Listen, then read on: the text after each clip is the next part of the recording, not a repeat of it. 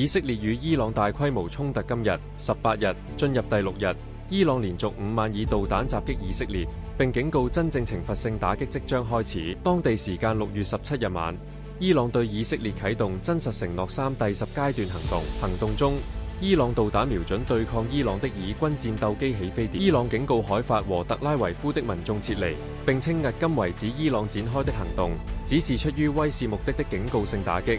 真正的懲罰性打擊行動將在近期展開。隨後，當地時間今天凌晨，伊朗1小時內再向以色列發射2輪導彈，以色列中部和北部響起防空警報，中部特拉維夫傳出爆炸聲。